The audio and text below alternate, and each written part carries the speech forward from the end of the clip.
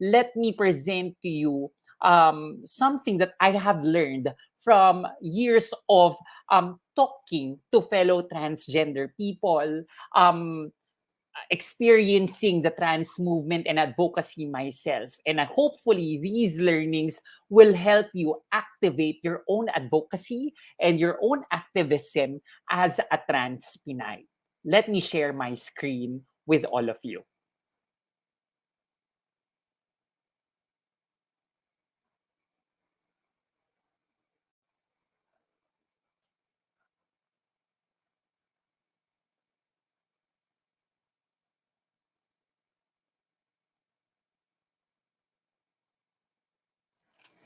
Activism and advocacy. Why I think we should speak up, respond, and act. Minsan, ah, iniisip ko bakit nga ba ako naririto sa ganitong uri ng movement. Dahil kung iisipin, mahirap maging trans Pinay, mahirap maging trans Pinay advocate, at mahirap maging isang trans activist. Nakakapanghina, nakakapagod, nakakatakot. May mga araw na lalaitin ka, may mga araw na pagtatawanan ka, may mga araw na huhusgahan ka. Magulo, maingay, marahas, mababash, makakancel, at maraming negatibong bagay na maaari kang maranasan bilang trans Pinay, advocate, at activist. At iisipin mo na lang, hindi ba mas masarap ang tahimik na buhay? Pero sabi ng aking hinahangaang propesor noong college ako na si Edgar Samar, kasinungalingan at pananahimik ang pinakamatitinding kasalanang gumigiyas sa ating lipunan. Gumigiyas. To afflict, to cause suffering. Not speaking up afflicts. Not speaking up has caused suffering to Filipinos, to trans Pinays like us. Kung mananahimik tayo, may Maxine na hindi makapagtatapos ng pag-aaral. Papipiliin ng universidad, sisikilin. Hindi papayagan ng paaralan na mag-enroll kung patuloy siyang magsusuot ng uniformeng pambabae. Pilit man naming ipinaglaban ang kanyang karapatan noong 2011, sabi ni Maxine, ayos lang. Titigil na lang ako sa pag-aaral dahil mas mahalaga sa kanya ang kanyang pagiging trans Pinay. Nakapanghihinayang dahil isa siya sa mga pinakamatatalino kong estudyante when I was teaching at the pamantasan that we are talking about. Kaya ngayon na ang tatay ko ang pangulo ng universidad na ito, wala ng uniform policy na hahadlang sa trans Pinay na kagaya ni Maxine na ang tanging hangad ay makapagtapos ng kanyang pag-aaral. Kung mananahimik tayo, may mga trans Pinay na kagaya ni na Ivern at ng kanyang mga kaibigan na hindi makadadalo sa kanilang graduation kung magsusuot sila ng dress. Kung hindi namin ito inilapit sa ABS-CBN, hindi ito pag-uusapan. Sa tulong ng media, nakadalo sila sa kanilang pagtatapos para personal na kunin ang kanilang pinaghirapang diploma. Kung mananahimik tayo, may mga aling susan na patuloy na pupulot ng malaking bato para ihagis sa mga babaeng kagaya natin. Sisigaw at sasabihin, bakla ka kasi. Bakla, bakla, bakla. Kasalanan ka sa Diyos. Na ultimo na may karapatan siyang saktan tayo dahil iba tayo sa Kanya. Kung mananahimik tayo, ang may mga Yoon Bui-soo, isang South Korean trans sister na pagkakaitan ng oportunidad ng lipunan. All her life, she just wanted to be a soldier. She wanted to serve her country with so much pride. Pero puresahan siyang tinanggal matapos niyang magdaan sa gender-affirming surgery. Sabi pa nga ng Ministry of Military ng Korea, because of the surgery, our trans sister just became physically and mentally handicapped. Kapansanan ang maging isang trans. And this unjust view made her file for an administrative suit. But hopeless of the outcome, she decided to end her life. Last October, a South Korean court ruled that the military unlawfully discriminated her. Our sister won the case, but she could no longer live this victory. Kung mananahimik tayo, maraming Jennifer Laude ang papaslangin. Sasabihan ng buti nga sa'yo at magkakaitan ng hustisya ng korte with just a mere 10-year jail sentence para sa taong pumaslang sa kanya. Ang pinakamasaklap, bibigyan siya ng pardon ng isang pangulong bully at misogynistic.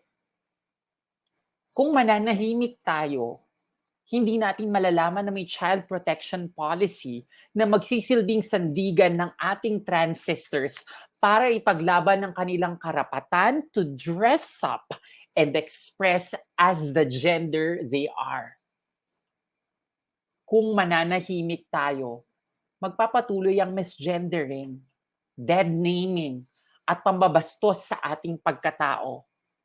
May mga Gretchen Diaz, VJ Floresca, at Kalad Karen, maging ang kanyang mga kaibigan, nahahadlangan na pumasok sa women's spaces and true free-for-all public spaces. Kung mananahimik tayo, hindi yayakapin ng multinational and local companies ang concept of allyship, diversity, equity, and inclusion programs, at maging ang mga trans-inclusive policies. Kung mananahimik tayo, wala tayong espasyo, wala tayong safe space, wala tayong kalayaang maging trans. Kambal ang aktivismo at advokasya. Both mean speaking up, being visible, and representing. Advocacy and activism mean standing up for what is just, for what is right, and for what is human. This is why, as trans Pinays, we should be advocates. We should be activists. Because to be an advocate is to regain dignity that we trans people have lost. Mula sa lecture ni Dr. Brenda Alegre kahapon, during the pre-colonial Philippines, cis and trans women were equal with men. We were celebrated, and we could even be community leaders.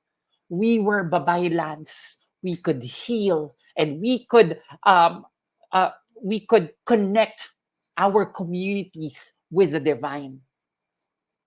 To be an advocate and an activist is to inspire people like us to confidently own our identities, because clearly there is nothing wrong with us. There's nothing wrong with being trans, with being LGBTQIA+, because trans women and trans men are persons. LGBTQIA+ people are people. To be an advocate and an activist is to tell the patriarchal world how oppressive and unfair it has been to us. With society mocking us, with men killing us, with companies rejecting us, with parents disowning us. Being an advocate and an activist means we can end these. To be an advocate and an activist means to stand by our worth. As a trans woman, nakikita ko ang aking sarili bilang isang superhero. I am meant to transform traditions. I am meant to transcend boundaries. And I am meant to translate wisdom. The question is, how can we become advocates and activists? One, simply by living, by being who we truly are, by taking pride in our being trans, because that is a clear message to the society that we exist. At mas lalalim pa ang aktivismo at ang ating advokasya kung gagamitin at pagyayamanin natin ang ating talino at ang ating talento. Use our gifts to be our best selves. Cultivate and enhance them, whether it be singing, writing, speaking, sciences, maths, fashion, beauty, craftsmanship. Always be good at what you are doing. Shine the brightest so that everyone can see how beautiful you are. We can also become activists and advocates by talking and meeting and listening to other trans sisters. Makipag-usap, makisalamuha, magtanong, makinig. Because these develop empathy. Tandaan, kahit hindi natin nararanasan ang isang bagay, hindi ibig sabihin hindi ito totoo. When we understand other experiences, even if we don't experience them, it enriches our views of the world. Iba-iba ang uri ng transgender people. Iba-iba ang katawan at muka ng trans people. Iba-iba ang karanasan ng trans people. We are all unique in our own ways, and we can learn from one another.